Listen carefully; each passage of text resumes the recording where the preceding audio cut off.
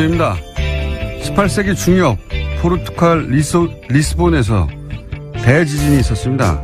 인구의 5분의 1이 사망한 이 대재앙은 만성절에 일어났고 신은 언제나 최선의 세계, 최선의 상태를 유지한다는 신정론을 기반한 세계관이 지배하던 그 시절 신학자들은 신의 분노를 이야기했습니다. 이에 사상가 볼테르는 죄 없는 사람들이 죽는 것이 어찌 신의 뜻이냐고 묻죠. 훗날 사가들은 이 리스본 대지진이 신의 징벌인가를 두고 당대 사상가들이 벌였던 논쟁을 근대의 시작이었다고 평합니다. 모든 것을 하늘의 뜻으로 받아들였던 시대에서 인간의 이성과 합리가 그 역할을 대신하는 시대로 그렇게 넘어간 거죠. 자유한국당 유호의 최고위원이 포항지진을 문정부에 대한 하늘의 준엄한 경고라고 했습니다. 유 최고위원은 포항시민이 첨보를 받았다는 게 아니라 그런 말이 아니라고 해명을 했죠. 하지만 그 논리대로 해석을 하더라도 문재인 정부에 경고하느라 포항시민이 재해를 당한 셈이 되는 건 마찬가지입니다. 이 발상이 대한민국 보수의 현 주소입니다. 대한민국 보수에게 근대는 아직도 제대로 오지 않았다. 김원준 생각이었습니다.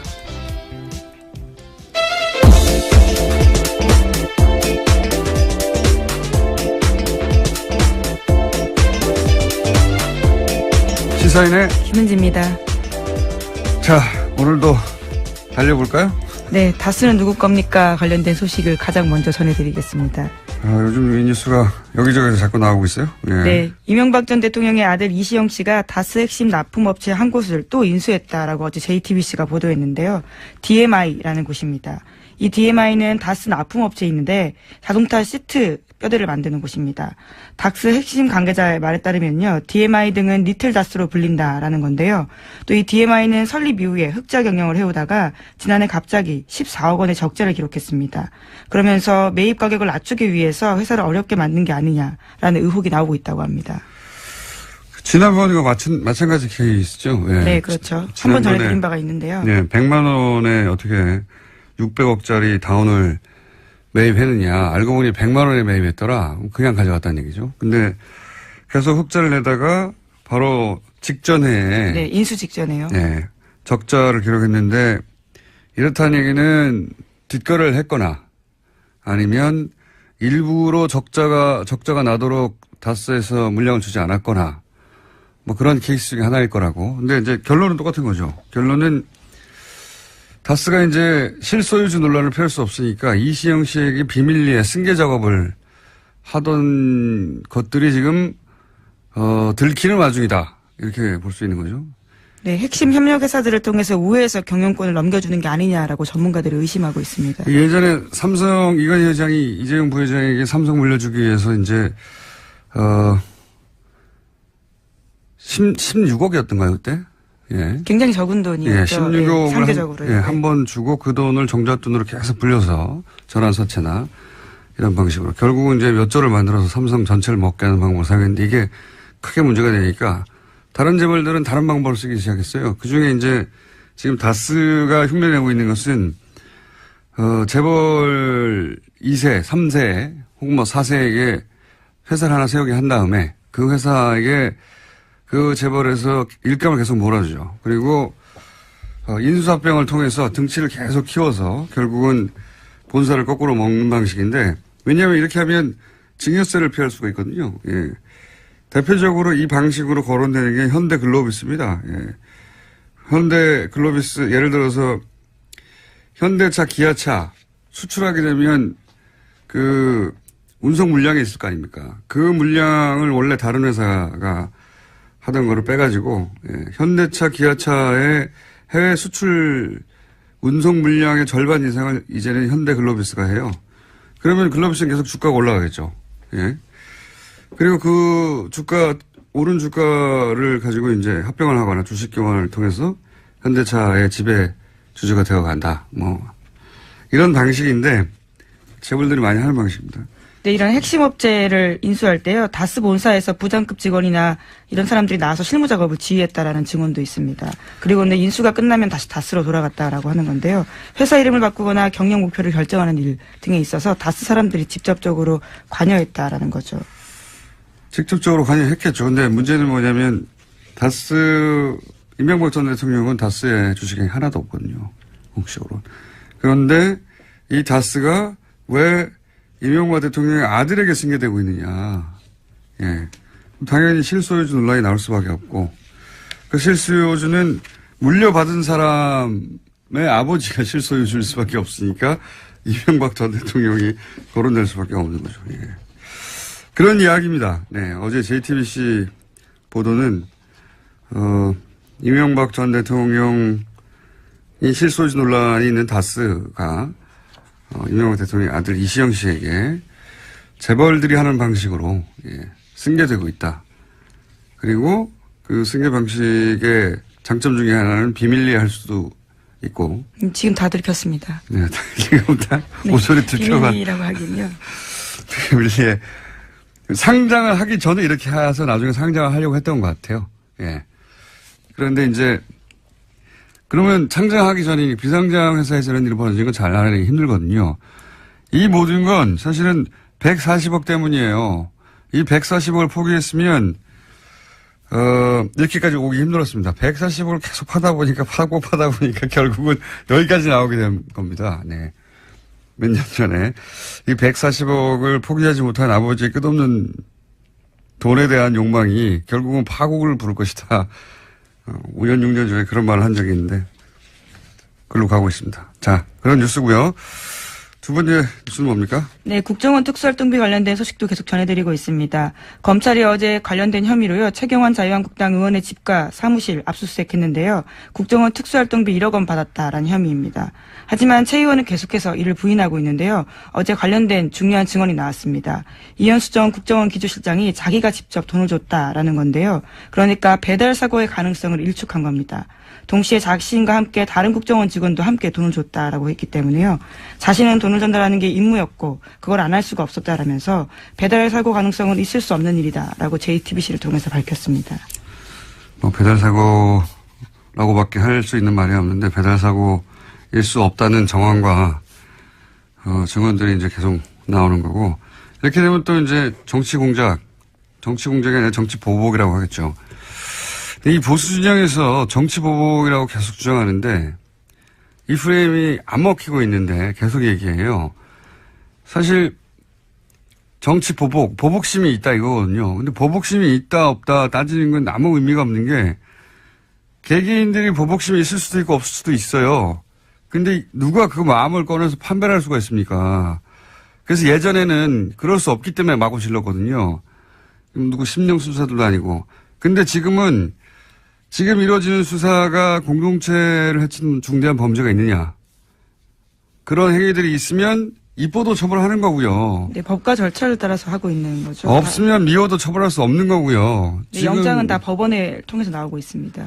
그걸 다 구분할 수 있게 된 것이 현재 시민의 수준이거든요. 그러니까 저는 최근에 이제 보수 정당들이 여기 대응할 때 끊임없이 정치보복, 보수 정당뿐만 아니죠. 조중동도 계속 정치보복을 되뇌이는데 이게 안 통한다는 걸 몰라요. 모르는 것 같아요. 그게 이제 보수 정권 한 10여 년 하는 동안 지상파들도 자기 입맛대로 장악을 해서 본인들이 원하는 논리만 주류 미디어에 계속 등장하니까 자기들 프레임에 자기들이 속아 넘어간 거예요. 그 10년 동안 일반 시민들은 사실은 굉장히 다변화된 미디어 플랫폼으로 스스로 뉴스 찾아보고 스스로 뉴스를 전파하고 그렇게 진화를 했는데, 이 한 10여 년간 자기들을 보호할 거라고 생각하고 그렇게 장악하게 된 미디어 거기에 둘러싸여서 진화의 시간을 보수가 놓친 겁니다. 그러다 보니까 보수 정당에서 이럴 경우에 검찰도 계속 때리잖아요. 끊임없이 때리거든요. 그러니까 근데 지금 검찰은 청와대가 컨트롤해서 하명 수사하고 이런 게 아니란 말이죠. 지금 보면 여든 야든 민정수석도 잡잖아요. 국정원이든 검찰이든 걸리면 걸린 대로 다 족족 수사해버리겠다. 네, 정무수석. 아, 정무수석이죠. 예. 민정수석은. 민정수석은 예, 어제 국회에 왔습니다. 예. 그렇군요. 예. 조국 민정수석, 정무수석, 네, 전명환 정무수석.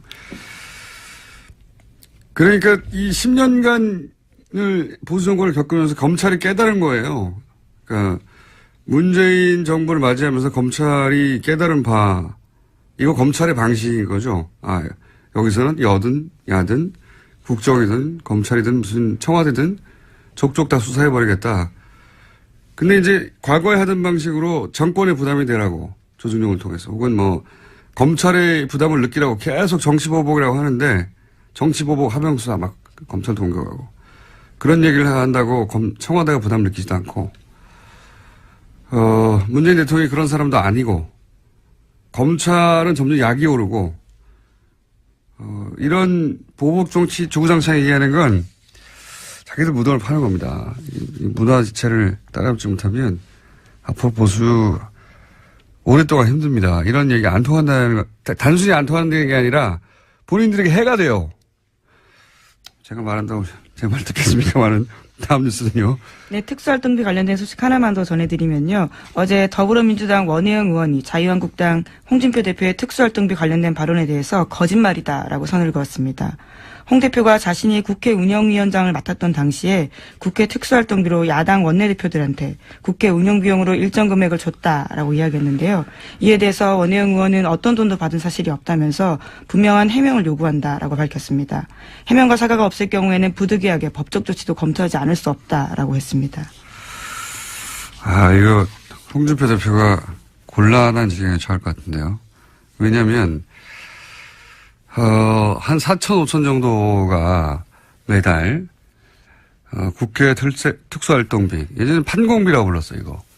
판공비라고 불렀는데, 뭐 국회 대책비라고도 하고, 여하간, 지금 뉴스의 흐름에서 얘기하자면 특수활동비죠, 이게. 예. 특활비, 판공비라고 불렀던 돈인데, 이거가 국회 운영위원장, 이게 나온단 말이죠. 네, 여당 원내대표가 겸직을 하고 있는 자리입니다. 당시 원내대표였거든요. 당시 여당 원내대표였고 홍준표 대표가 2008년 9년 그러니까 이명박 정부 때죠. 근데 지난 대선 후보 토론회 때 김진태 의원이 무슨 말을 했냐면 당시 후보가 홍준표 대표에게 국회 운영위원장 시절에 판공비 일부를 집에 가져간 건 문제 아니냐. 이 워딩은 김진태 의원이 한 겁니다. 예. 그러니까 이 판공비요, 말하자면. 이 판공비에 대해서 집에 가져간 건 문제가 아니냐 그랬더니 당시에 이제 당황했나 봐요. 토론회 때 뭐라고 대답했냐면 정치 작업으로 쓰고 예, 남은 개인 돈은 집에 가져갔다. 이게 애매한 말이잖아요. 그러니까 요는 그때 이제 판공비하고 개인 월급하고 막 섞어서 쓰다가 남은 돈은 이게 개인 돈이니까 섞어 썼다는 얘기죠. 네, 이게 해명이 꼬이게 된 게요. 이 네. 홍준표 대표가 가장 예민하게 여기고 있는 성원정 리스트와 관련돼 있습니다. 2015년 당시의 일에 대해서 해명하면서 처음부터 그렇죠. 발이 꼬였거든요. 왜냐하면은 지금 1억 2천 그때 당시에 이제 그 대선 후보 출마하면서 기탁금 1억 2천이 어디서 났느냐. 그 돈이 어떻게 마련되어 있느냐를 해명을 하던 와중에 끝에 이 얘기가 나오거든요. 그러니까 국회 운영위원장 시절에 판공비 일부를 유용한 게 아니냐는 의혹은 당내에 있었나 봐요. 그러니까 거의 8, 9년 지난 다음에 그 얘기가 나왔겠죠. 어쨌든 이 특활비 문제가 다시 논란이 되니까 그로부터 7개월, 8개월 있다가 이제 페이스북에 올린 내용이 뭐냐면 한 4, 5천 나오는데 그중에 정책위 의장에게 정책개발비로 1,500만 원을 주고 원내 행정국에 700만 원을 주고 원내 부대표단에게 10명에게 격월로 100만 원씩 주고 그러면 매월 500만 원 썼다는 얘기거든요. 이렇게만 하고 나면 이 합이 2,700밖에 안 돼요. 그러면 1,300만 원, 5천만 원이면 2,300만 원이 비는 겁니다. 그 비는 거를 메우려고 하다 보니까 야당 원내대표들에게 줬다라고 얘기를 했는데 야당 원내대표였던 당시 원혜영 의원이 나는 못 받았다 해버리니까 돈이 비는 겁니다 지금. 1,000만 원 이상이 매달. 그래서 이 말과 대선 후보 토론회 때 이야기가 다시 이렇게 맞물리게 된 거예요. 이 얘기를 왜 안 하나 모르겠는데 그러니까 이 이야기는 단순히 지금 판공비 중에 일부를 원내대표한테 줬는데 못 받았다고 한다가 아니라 그 남은 돈을 집으로 가져간 게 문제가 아니냐는 6개월, 7개월 전에 대선 후보 토론 때 김진태 의원의 지적하고 맞물려서 남은 돈을 집으로 가져갔나 하는 의혹이 생기게 되는 이거 제가 보기에는 큰 문제가 될 수 있을 것 같습니다. 아마 7개월, 8개월 전 얘기가 생각이 안 나서 아직 기사화가 안 된 것 같은데 기자들이 곧 묻게 될 것 같아요. 이 문제는 위기입니다. 대표. 다음 뉴스는요. 네, 한겨레 21이 2012년 12월 국정원 댓글 사건이 발각된 직후에 국정원과 경찰 핵심 인물 10명이 전화와 문자를 주고받은 내역을 입수해서 분석했습니다. 이들은 12월 11일부터 엿새 동안 휴대전화 번호 14개를 사용했는데요. 그런 다음 서로 다른 500개가 넘는 번호를 통해서 총 3,300여 번 가까이 연락을 주고받았습니다. 분석한 결과에 따르면 예상대로 국정원, 경찰, 새누리당의 통화 내역이 나왔는데요. 여기에 새롭게 나온 게 있습니다. 청와대인데요. 이명박 정부의 청와대 시절에 여러 가지 통화를 했다라는 지점들이 나오는데 이와 관련되어 있는 인물들이 하금열 청와대 비서실장, 이달곤 청와대 정무수석, 이아무개 청와대 비서실장 선임행정관 등입니다. 그게 나오는 게 정상이죠. 예. 나오는 게 정상이죠. 네, 지금까지 밝혀지지 않았던 사실이라서요. 네, 청와대, 국정원, 경찰, 새누리당의 커넥션이 있지 않겠냐라고 당시도 이야기했었고, 예. 근데 이제 그 우울증이 이제 처음 나온 거죠. 예. 왜냐면 한 달 전쯤에도 얘기했던 것 같은데 서로 입을 맞추지 않으면 있을 수 없는 일이죠. 대선 후보 토론회 때 당시 박근혜 후보가 문재인 후보에게 그 국정원 여직원한테 수사 결과 아무것도 안 나오면 책임지라 그런 말을 하고 나서 토론회 끝나자마자 경찰이 아무것도 안 나왔다고 발표를 하죠. 중간 수사 결과. 심지어 중간 수사 결과 발표라고 이야기했습니다. 말도 안 되게. 네. 그리고 곧이어서 국정원에서는 고소고발을 하죠. 예. 바로 보도자료를 내고요. 관련된 사실에 대해서 공박을 시작했습니다. 이게 1년의 순서대로 주르륵 이어진 거거든요. 예. 그거를 짜지 않고 어떻게 했겠냐. 이 사실은 저는 이게 아주 큰 수사 대상이라고 보는 것이 그랬다는 얘기는 당시에 청와대, 경찰, 국정원이 명백하게 대선에 개입한 거거든요. 선거 개입. 요 선거 개입 건만으로도 큰 건이 됩니다. 이 국정원과 청와대와 국정원과 경찰과 새누리당이 각각 한 몸으로 대선에 개입했다는 얘기잖아요. 실제 특정 사건을 아무런 혐의가 없다고 발표를 중간에 근거 없이 해버리고 국정원은 거기 고소고발을 한다고 하고 대선 후보는 거기에 맞춰서 토론을 하고 질문을 하고 이거 수사해야 됩니다. 제가 왜 이런 얘기를 꼭 하냐면 제가 아직도 거의 6년치 3도 노출로 재판을 받고 있거든요. 공직선거법 위반 혐의로 그러니까 이게 있죠. 이런 걸 보면 화가 나요. 이렇게 거대하게 선거 개입을 하고 공직선거법을 위반했는데 이 사람들은 아무도 처벌을 받지 않고 저는 아직도 재판을 받고 있다는 게. 네, 당시 청와대 인사 중에 가장 통화가 많았던 사람이 이달곤 수석이었는데요. 차문희 2차장과 엿새 동안 6차례 통화했다고 하지만 자신의 해명이 이렇습니다. 자신은 그 사람을 아예 모른다라는 거고요. 전화가 스스로 통화했나요? 뭐 모른다고 하겠죠, 다들. 네. 자, 이거 수사해야 한다. 저는 강력하게 주장하는 바고요. 네, 재수사를 해야 된다는 말씀이신 거죠. 이미 한 번 수사를 해서 관련된 내용들을 경찰청, 서울경찰청 쪽 사람들은 뭐 혐의를 턴 적이 있거든요. 네, 공소시효도 끝나도 예. 사실 제가 주장한다고 될 일은 아닌데 저는 아직도 재판 받고 있어서 이거하고 비교할 수도 없는 일인데 자, 그건 그렇고 시간이 거의 다 돼가지고 너무 길게 얘기했네요. 예. 제목을 2개 읽고 짧게 논평하고 지나가죠. 네, 그러시죠. 5.18 민주화 운동 관련돼서 계속 알려드리고 있는데요. 이번에는 5.18 민주화 운동에 북한군이 개입했던 증거라면서 극우 인사 지만원 씨가 내놓은 사진이 있습니다. 이와 관련해서 SBS가 보도를 했는데 지만원 씨가 주장했던 북한군 사람이라고 하는 것은 남한 시민이었다라고 하는 건데요. 하지만 이 사진첩은 기무사의 비공개 사진첩에 있었다라고 합니다. 이런 걸 보면 사실은 5.18 이 북한의 소행이었다고 하는 프레임, 이 프레임은 그냥 우발적으로 혹은 뭐 누군가 개인의 소신에 의해서 주장한 게 아니라 군 혹은 뭐 국정원 그 정보기관을 통해서, 왜냐면은, 박근혜 정부 시절에는 탈북자라고 정체를 모를 사람이 나와서 TV조선에서. 종편에서 그런 주장을 많이 했습니다. 종편에서 그런 주장 되게 많이 했거든요. 예. 근데 그때 쓰였던 근거 자료라 하며 나왔던 사진이 이게 이제 기무사 비공개 사진첩에 있었다는 거 아닙니까? 그렇다는 얘기는 아마도 당시에 군이 찍은 사진, 뭐 보안사가 찍은 사진이 이 민간인에게 제공됐다는 건데 이거 뭐 지만원 씨가 기무사에 침투해가지고 뺐을 리도 없고요. 자신의 해명이 있는데요. 해당 사진은 언론사 데이터베이스에서 군 기록을 받았다. 변호사를 통해서 받았다라는 건데요. 어떤 언론사인지 변호인인지는 밝히지 않았습니다. 밝힐 수가 없겠죠. 언론사에 이게 없을 테니까. 처음 나온 사진인데. 그러니까 북한 사주서를 주장하는 게 단순히 개인의 혹은 뭐 한 사람의 극우 인사가 한 말이 아니라 이렇게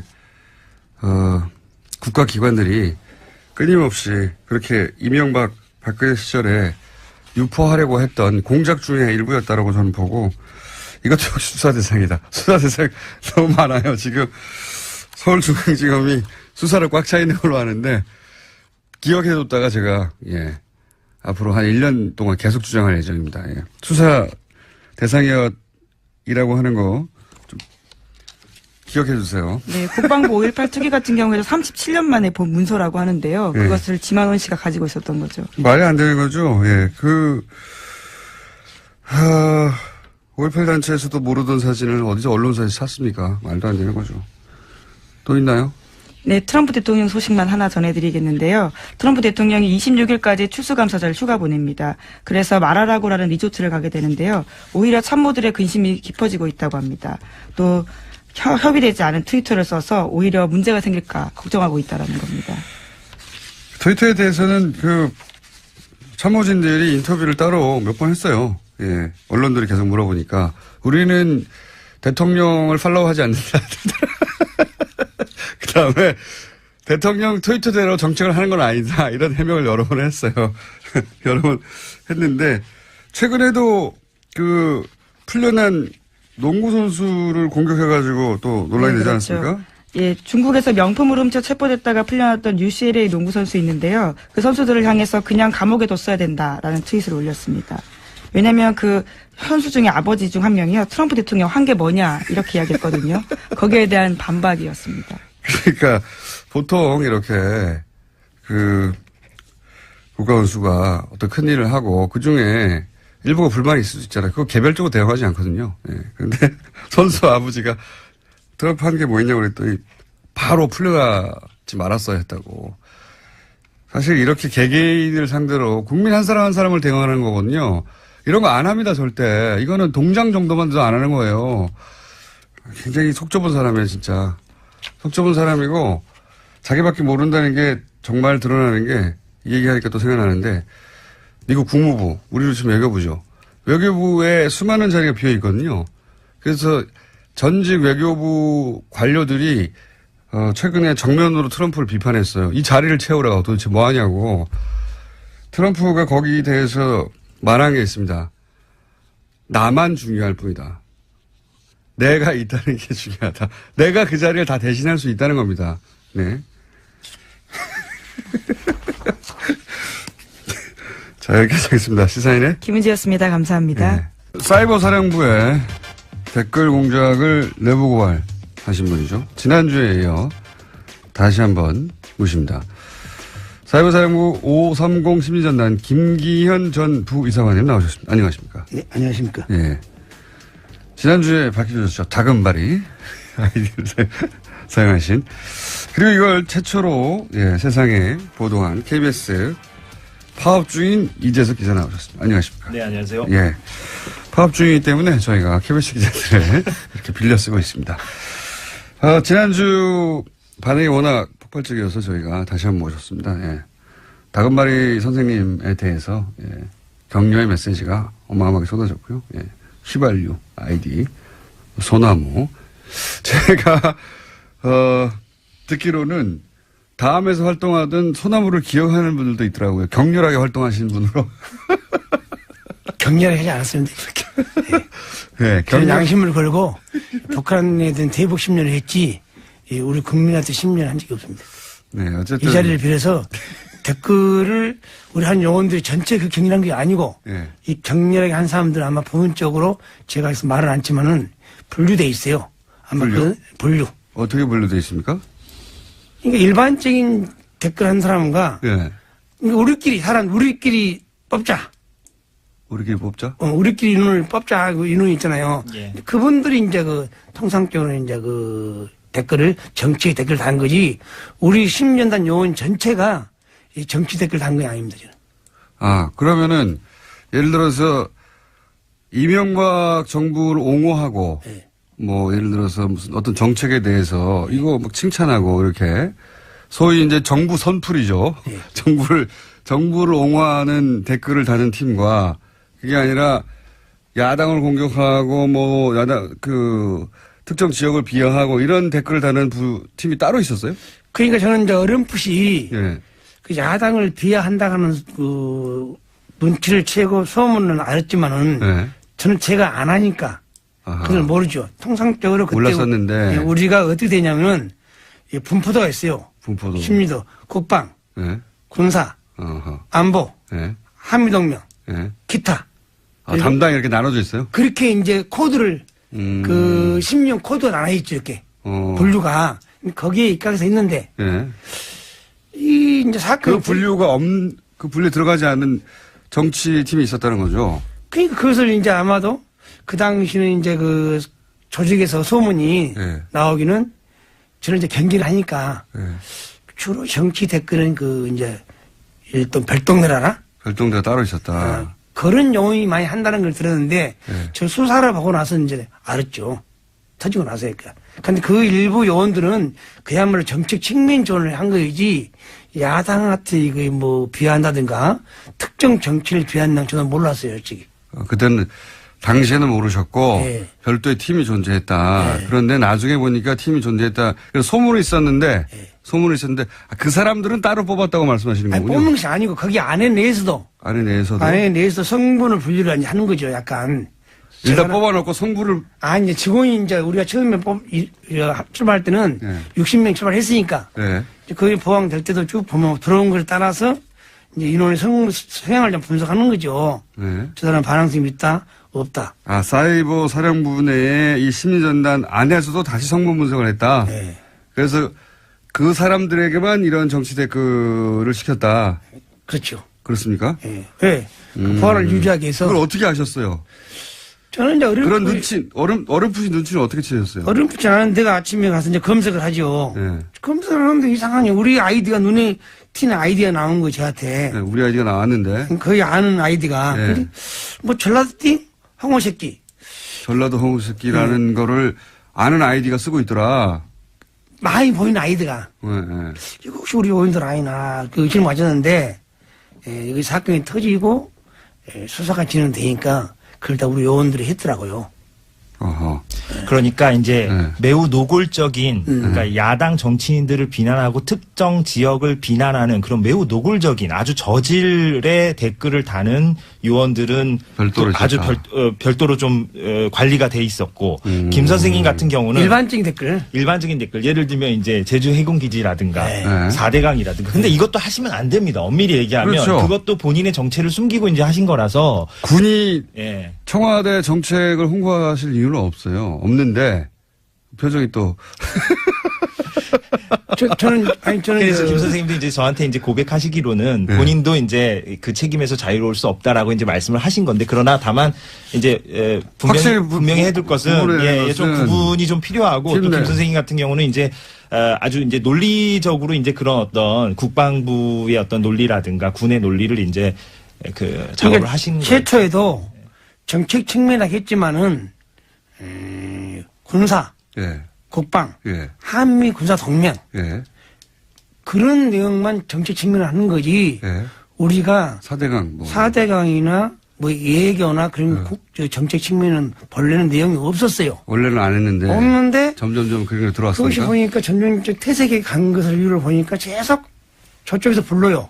저쪽이라 하면 청와대요? BH에서. 청와대. BH 부르면 사람들이 왔다 갔다 해요. 예.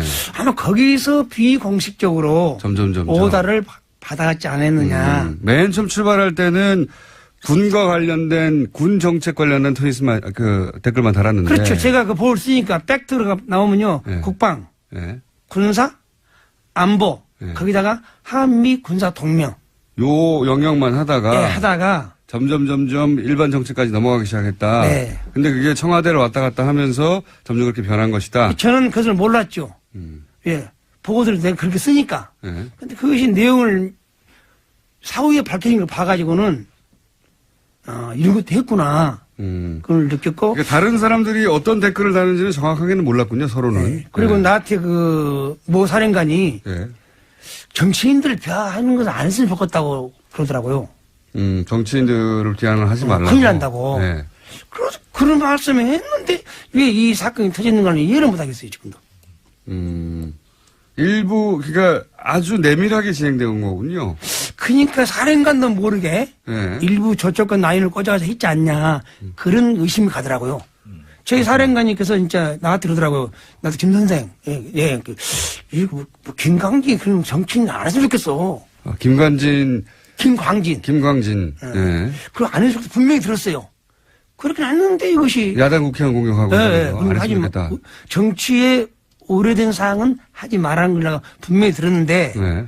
그것이 어떻게 진행되는 걸 모르겠어요. 그러면 그 일을 했던 사람들 나중에 알고 보니, 요 사람은 했구나.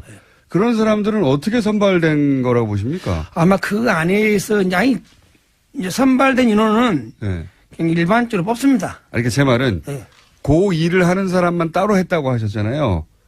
그것이 아니고 네. 이거 뽑대 인원 선출해가 우리 인원인 조직원이 있는데 네. 거기서 이제 그 일가 업무 시간 좀 파트했죠. 저는 지원 업무, 네. 또 검색 업무, 네. 작전 업무, 미디어 업무가 있잖아요. 네. 그럼 통상적으로 작전 업무를 담당한 30명이가 했지 않나.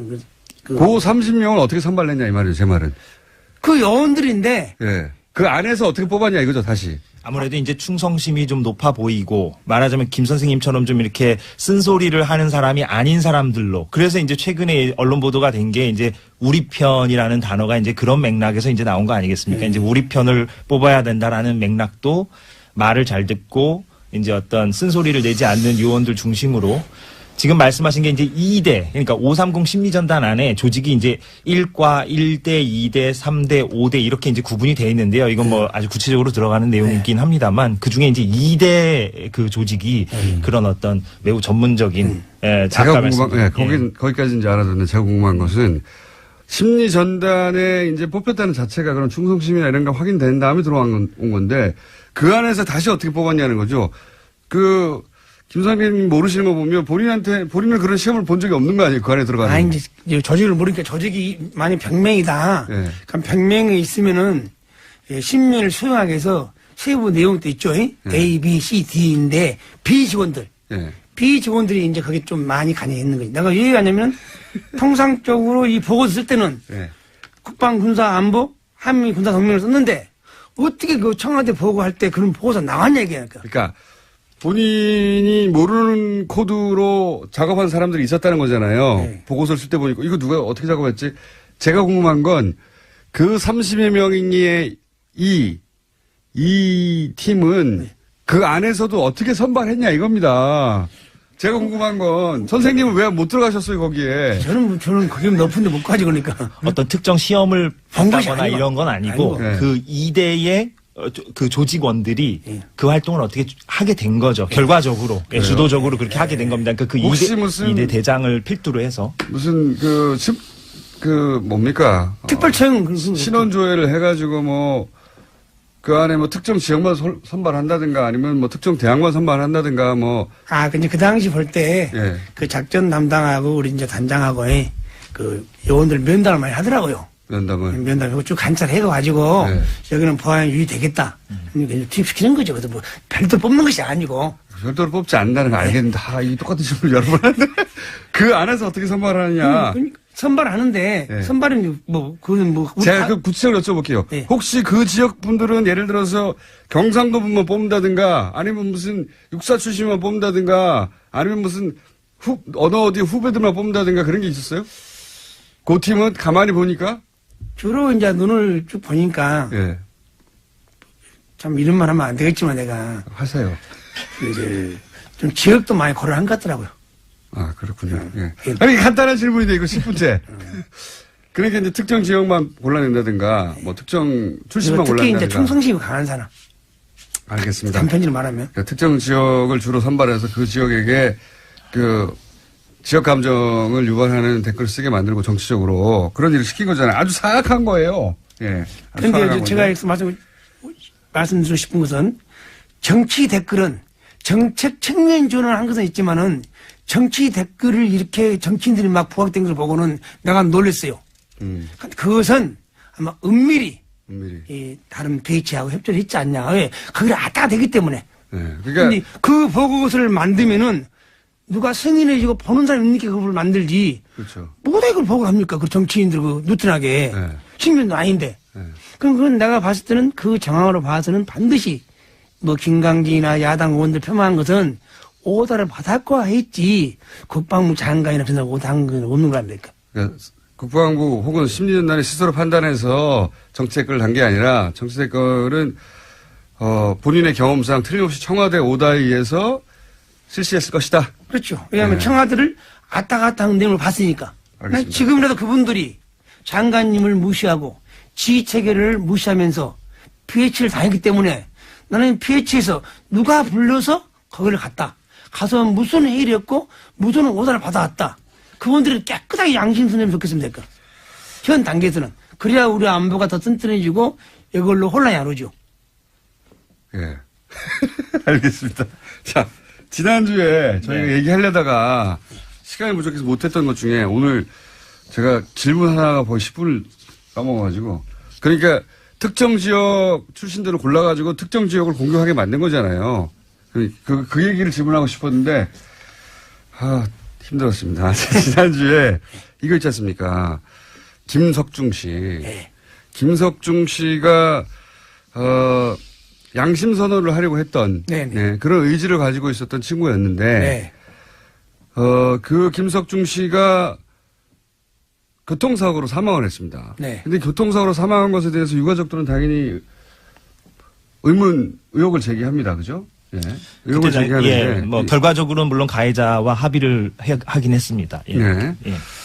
근데 이제 지난 시간에 잠깐 말씀하셨지만 정황 자체는 중간에 전입을 온 분이고 이분이 네네. 전입을 와서 그런데 그 댓글 수사가 진행되는 동안 이분이 다른 곳으로 잠깐 네, 교육 갔다 왔죠. 예, 교육 갔다 오는 바람에 이분이 쓰던 컴퓨터를 그냥 두고 제 방에 방치해놓고 네. 갔죠. 압수수색이 안 되는 바람에 그 안에 자료들이 들어 있었다. 네네. 그렇죠. 네. 그래서 나중에 봤더니 자료가 잔뜩 들어 있는데 그 자료 중에 이분이 보니까 자신이 작성하지 않은 청와대 문건이 그 안에서 나왔다는 거 아닙니까? 그렇죠? 그렇게 김 선생님에게 제가 얘기를 이제 했다. 예. 네. 와서 나한테는 말이 이 CD를 가지고 와서 예. 저한테 형님이라고요. 형님, 내가 작성하는 보고서 이 안에 많습니다. 네. 그게 무슨 보고야? 그랬더니 본인이 작성하지 않은 보고서가 많다. 무슨 보고야? 청와대 보고한 용의가 많다고 그래요. 그 CD를 나한테 주더라고요. 네. 보고를 하라고. 네. 그냥 보고하지 않겠다. 가지고 가라. 그렇게 끝냈죠. 그리고 나서 이제 이분이 내부 고발자로 지목이 됐다면서요. 네. 네. 그래서 괴로워하고 그러다가 이분을 다른 곳으로 전출을 보냈다면서요. 그렇습니다. 예. 그러니까 내부 고발자를 받았지만은 네. 그 이전까지도 조금 행동이 좀 부실했어요. 업무가 좀 나태하고 그렇게 했는데 아마도 이제 그렇게 나태하다 보니까 제보자가 아니냐. 네. 그리고 어명을 받아가면서 저는 대구 가서 중문까지는 모릅니다. 네. 가기 전에 50일 동안 거기서 인간 이하 취급 받았죠. 그 안에서. 예, 네. 대갑질 받았죠. 사병들하고 같이 가둬놓고 규정도 없는 거 혼자 있게 만들고 그래서 내가 몇 번 거인했죠. 저분도 한 인격체니 네. 일단 죄를 지었으면 네. 관련 규정과 절차에 따라서 징계를 합시다. 네. 그러나서 여기서 교육을 쉽게 쓰든가 네. 보내는 거 해야지 네. 저렇게 막무가내 가둬놓으면 인권을 가둬뒀어요? 무시하고 가둬놨죠. 어. 가두는 거 아니라 좀 심한 말이지만은 그 병사들 같이 놔둔 거지. 간부인데. 간부를 네. 병사들하고 그- 따로 아니죠. 하고 건물 정말- 출입구 옆에 안내 데스크에 예. 가둬놨어요? 예, 사병들하고 사실상 이제 가둬놨다는 표현은 좀 뭐 그럴 수 가장이고. 있습니다만, 예, 네. 그러니까 거기에 이제 방치죠 한마디로. 그러니까 방치는 예, 그러니까 한마디로 위에서 속된 말로 좀 찍혀서, 예, 그래서 네. 구석에 처박아 놨군요. 한마디로 말해서. 그래서 처방하는데 지금도 기분 나쁘고 내가 몇 번 갔어요. 네. 가서 이 사항은 빨리 해결하자. 그러니까 처벌하는 것도 아니고 그렇다고 다른 곳에 보내는 것도 그러면서 아니고. 이제 협박하고 회유하고 겁박하면서 너가 이거 있을래? 너 대구로 갈래? 아니, 다른 데로 갈래? 그런데 그분한테 다른 데로 전출 가는 그분한테 조심하라고 그러셨다면서요. 한번 와가지고 저한테 이제 너 가니 비 오는 날 가지 말고 비 오는 날. 술 먹지 말고 네. 그리고 밤에 가지 말아라. 왜 그렇게 말씀하셨어요? 특히 갓길 가지 말고. 갓길 가지 마라. 예. 왜 그렇게 말씀하셨어요? 제 직감으로 이제 말한 거지. 이제. 직감으로요? 예. 과거에 혹시 계속 이제 방첩 관련 일을 하셨으니까, 첩보 일을 하셨으니까, 과거에 혹시, 이 죽음은 이상하다, 그런 기억 때문에 그런 말씀 하셨어요? 그런 것보다는 자기 안전을 위해서 내가 선별해서 충고해 준 거죠. 뜬금없이 전출 가는 사람한테 왜 갓길 다니지 말고, 밤에 다니지 말고. 아니, 제가 또 양심선언으로 말하기 때문에 네. 그런 말을 돌았어요. 그럼 또 누가, 암만 그 사람이 민주국가에도, 암만 정부도 반대파 있지 않습니까? 혹시 반대파 해코지 하지 않나. 그래서 내가 주의를 줬지요. 그러니까. 네. 그런 주의를 주신 이유가 있을 거 아닙니까? 혹시 그걸 은폐하는 세력들이 네. 자기를 합리화하기 위해서 네. 그걸 나가면 자기 합리 안 되잖아요. 입을 막기 위해서. 이걸 막기 위해서 할 수도 있다. 그렇게 생각하셨어요? 최고의 가능성을 내가 열어놓고 그런 일을 보신 적 있으세요? 없죠. 저는. 없는데 왜 그런 말씀 하셨어요?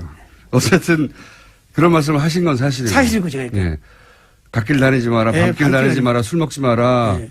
그런데 이분이 실제로 술을 한잔 하셨다고 하는, 그렇게 추정이 됩니다. 확인은 안 되고. 술을 마셨는지 안 마셨는지 확인이 안 되는데 술 마셨다고 이제 얘기하고 있는 거죠. 예.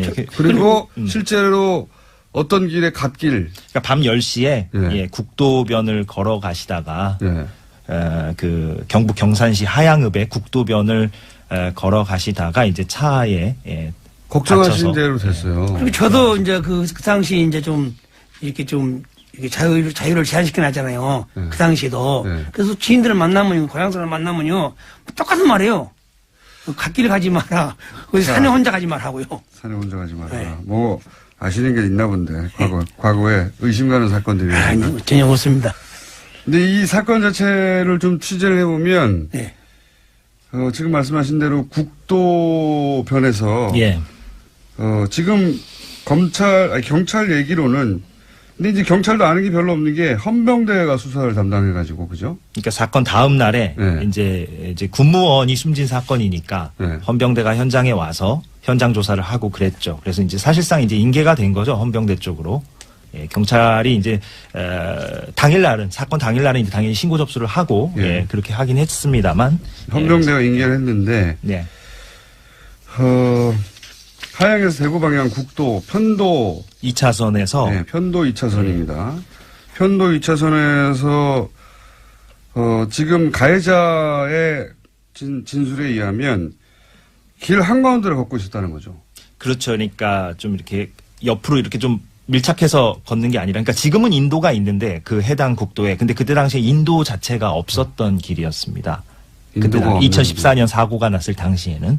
그래서 인도가 없는 국도를 이제 걷다 보면 보통 이제 잘 안 걷는 길이죠, 당연히. 사람들이 잘 안 걷는 그런 국도였는데 거기를 이제 걷다가 이제 그 사고 차량이 이제 사고를. 근데 이제 이것도 다 그 가해 차량의 운전자 진술에 근거한 것이고. 물론 그렇습니다. 그 국도 한가운데를 이분이, 왜냐면 그 인근에 이제 사람들 얘기를 들어보면 거기는 사람이 걷는 길이 아니다. 인도가 없는 길이니까. 네. 예. 그래서 인도가 아예 없기 때문에 그렇다면 도로 한가운데로 걸었다는 얘기가 되는 거거든요.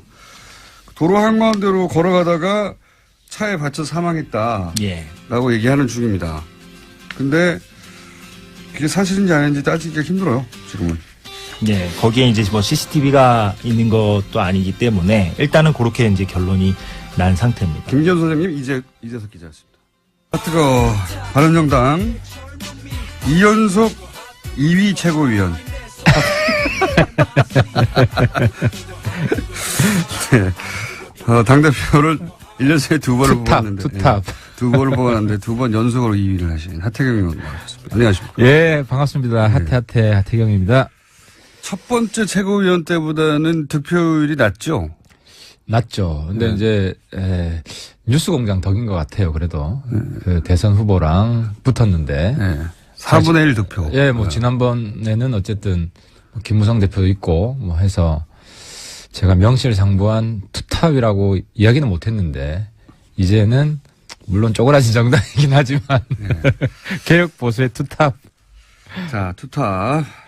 투탑인데, 당은 절반으로. 절반으로. 근데 이제, 유승민 대표하고 안철수 대표하고 한번 만난 이후로 적어도 국민의당에서는 예. 안철수 대표가 통합으로 가는 당대당 통합으로 가는 로드맵을 확실히 정했나 봐요. 예, 글로 쭉 가는 것 같은데 유승민 대표한테는 얘기 들어보셨어요? 이 통합에 대해서? 진지하게 얘기를 했죠. 예. 근데 이야기를 했는데 이제 제가 이건 정말 일관되게 제가 말씀을 드렸는데 선거연대까지는 반드시 한다. 선거연대라는 건 지방선거에서 지방선거까지. 예, 후보를 낼 때 연대한다. 그렇죠. 우리가 공동선거를 한다. 이거는 이제 해야 되는 거고. 근데 이제 합당 문제는 별개의 문제다. 물론 이제 우리 당에 합당론자도 있습니다. 지금 11명 중에 몇 명이 합당론자입니까? 정확히 이건 다 모여가지고 국민의당 합당 문제 논의는 안 했는데 한 3-4명 정도는 되는 것 같아요. 서너 명. 합당. 반드시 합당해야 한다. 하는 게 좋다. 네. 기호 3번을 달아야 된다. 네. 근데 이제 어쨌든 최고위원회에 저하고 유승민 대표 생각이 제일 중요합니다. 어쨌든 지금 그 진로를 정하는 데 있어서. 근데 저도 합당을 전제로 우리가 이 국당과 연대를 추진하는 것은 반대하고 이 순리대로 가야 된다. 그 안철수 대표 생각은 제가 볼 때는 일종의 탑다운 방식인 것 같아요. 안철수, 유승민 만나가지고 전격 합당 선언을 하면 누가 뭐 어떻게 할 거냐. 나갈 사람 나가라. 원래 이런 생각이 있는지는 모르겠는데 물론 내부에서는 최대한 설득을 하겠지만 근데 이제 그런 방식은 부작용이 굉장히 심하다.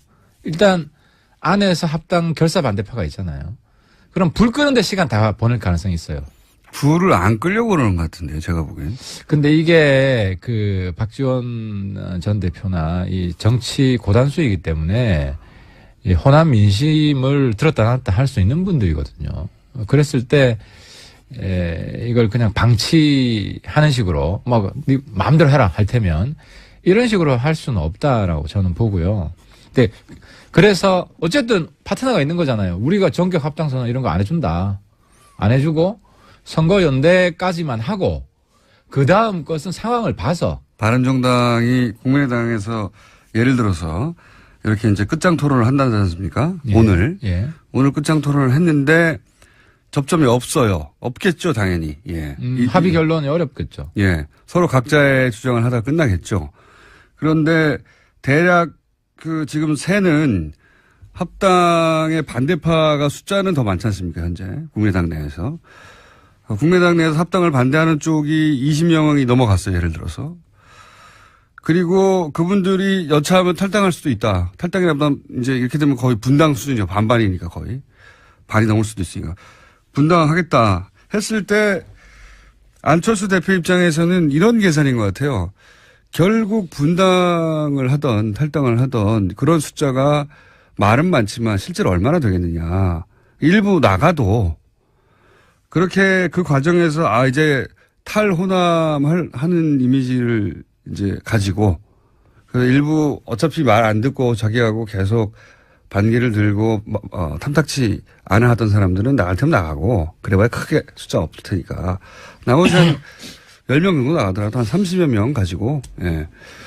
그래서 제가 요즘 역할이 그런 거 아닌가요? 그런 거 그렇게 보이죠. 제가 요즘 역할이 국민의당 구당파 역할을 해주고 있는 것 같아요. 사실 제가 어제 중재안을 낸 거예요. 안 대표 쪽이랑 소위 말하는 뭐 비안 반안 예. 계열이랑 그래서 이제 어떤 중재안을 내셨죠? 선거연대를 하자. 예. 이거 합당 아니다. 그러니까 의원님 얘기를 듣지는 않겠죠. 아니 근데 이게 제 이야기를 들어야 되는 게 박지원 대표님도 제가 볼 때는 조금 과도하신 게 아니 합당 파트너로 바른정당이 있고 거기 사실상 뭐 우리 당 지도부를 대변하는 제가 합당 아니라고 이야기를 하잖아요. 아니 그런데 안철수 대표는 오늘 의총석상에서 그럴 거예요. 반드시 합당하자는 건 아니다. 근데 연대를 강화하자는 거다. 그렇게 말이 아니라 통합으로 가야 한다고 지금 계속 메시지가 나오니까. 안 대표 부근에서 나오는 거죠. 네. 부근에서 나오는 거고 안 대표 입장에서는 대표니까 여러 목소리 수렴해야 되는 거고. 본인의 생각이 그런 것 같은데요. 아니 그래서 아니에요. 의총하다 보면 또 그렇게 안 돼요. 이 대표는 자기 이야기를 먼저 발제를 하는 게 아니라 여러 사람들 이야기를 듣고 이제 수렴해서 뭐 어떻게 하겠습니다. 이제 결론을 내줘야 되기 때문에 그래서 제 생각에는 하태경의 중재로 선거연대 정도로 일단 하는 걸로. 그래서 어제 박지원 대표 어디 YTN인가 어디 인터뷰를 보면 그 선거연대는 그럼 반대합니까? 선거연대는 할 수 있지. DJP도 선거연대고. 근데 연대와 합당은 다르다. 선거연대와 합당. 그래서 사실상 국민의당 내에 선거연대를 반대하는 사람은 어제부로 사라졌어요. 공식화된 거예요. 본인이 원하는 대로 보시는군요. 아니, 그러니까 그런 식으로 그 지도부도 끌고 나가지. 저기서 대립을 더 심화시켜가지고 야 계속 싸우자.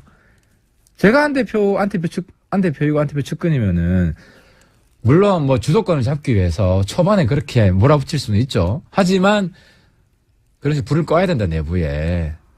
왜냐하면 이걸로 확정을 해가지고 합당파가 이겼다고 쳐요. 우리가 합당 안 하겠다는데. 그때가 되면 또. 아니 그때가 아니라 오늘 내일 뭐 이번 주에 합당 결의를 하더라도 우리가 합당 좋다 합시다. 그러면 바른정당에서는 어떠한 경우에도 지방선거 전에는 합당 안 합니까? 예를 들어서 한 25명이 나갔어요. 15명 남았어요. 15명 남았는데 합당하자고 그래요. 아니 그런 식으로 이야기하면 한국당하고도 정치는 생물인데 홍준표 날라가고 이제 보수에 아무도 없다. 좀 살려주세요. 우리 보고 당권 잡아라. 이러면 우리 그냥 점령군으로 들어가죠. 거기는 그러니까 그런 일이 일어날 기미가 별로 안 보이지만. 있죠. 홍준표 대표가 요즘 막 활동비로 스텝이 꼬이잖아요. 여기서 그 말씀만 드릴게요. 특활비. 특수활동비를 처음에는 국회 운영위원장이 와이프한테 특수활동비를 줬다. 남는 거를. 그러다가 어제는 페이스북에 그 특활비로 준 게 아니고 월급 남는 거로 줬다. 근데 이거는 제가 말씀드릴 수 있는 게 월급으로 주면 현금으로 안 줘요. 계좌로 들어갔다 계좌로 들어가지. 특활비는 현금으로 줍니다. 현금으로 나오기 때문에. 그래서 근데 월급을 현금으로 줬다. 이거는 국회의원 해본 사람 입장에서는 말이 안 되는 거다. 말이 안 된다. 그리고 두 번째로는 여기 비니까. 그러니까 지금 특활비로 와이프한테 줬다는 걸 월급으로 준 거 됩니까? 이런 식으로 얘기했죠. 좀 더 제가 보강 설명을 하자면 홍준표 대표 여기 안 계시니까. 본인이 이제 특활비, 판공비라고 불렀죠, 그때는. 예, 판공비죠. 그게 그거예요. 근데. 좀 달라요. 판공비는 영수증이 있어요. 근데 특활비는 영수증이 없어요. 근데 이제 그걸 섞어서 얘기한 것 같아요, 보니까. 국회 운영위원장 몫으로 나온 판공비. 그 판공비 한 4, 5천 되는데 그 중에 일부를 집에 갖다 준 거 아니냐라고 김진태 의원이 이제 토론회 과정에서 지적을 하거든요. 약간 당황을 했어요. 그래서 아니 이제 정치 자금으로 쓰다가 남는 거는 내가 월급하고 섞어 썼기 때문에 집에 갖다 줬다. 집에 갖다 줬다를 부인하진 않았어요. 뭔가. 김진태 의원도 뭔가를 들었고 그리고 홍준표 대표도 그 자리에서는 바로 반박하지 못하고 섞어서 썼다. 이렇게 얘기했는데 지금은 섞어 쓸 수 없다. 월급이라면 통장으로 들어갔어야 되는 거다. 이렇게 말씀하시는 거고. 그리고 또 하나는 이제 나머지 비니까 아무리 이제 계산을 해도 야당 원내대표 이때 줬다고 했더니 야당 원내대표 당시 했던 원혜영 대표 난 받은 적이 없다. 의원이. 그렇죠. 부인을 해버렸죠. 그러니까 이게 돈이 좀 빕니다. 그게 운영이라는 상임위잖아요. 상임위가 있으면 상임위원장도 특활비가 있습니다. 특활비가 있으면 간사들한테도 얼마씩 줘요. 그래서 제가 오늘 폭탄 선언 좀 하려고 그러는데 딴 게 아니라 폭탄 아니기만 해봐요. 국회 특활비 폐지를 해야 됩니다. 아예 폐지를 하죠? 아예 폐지를 해야 됩니다. 그러니까 무슨 이야기냐면 활동비를 없애자는 게 아니라 영수증을 다 첨부하게끔 해야 된다는 거죠. 지금 저도 기분이 나빠요. 예를 들어 이제 특활비를 국회에서 제가 받잖아요. 네. 받으면 어떤 때 주냐면 뭐 새롭게 특위를 만들어서 네. 우리가 추가 근무를 하는 거예요. 그거는 아주 오래된 관행이죠, 국회. 네, 그러면은 그 간사들이나 할 때 봉투를 주는 거예요. 네. 그럼 꼭 보스가 밑에 사람 주듯이 네. 아이 수고했어. 네. 아니, 같은 국회의원끼리 그리고 이제 그걸 받아서 밥 먹으라고 하면 가서 밥 먹죠. 우리 밥 먹죠. 예. 뭐 그렇게 쓰는 건데 네. 근데 이제 기분이 나빠서 안 받진 않으셨잖아요.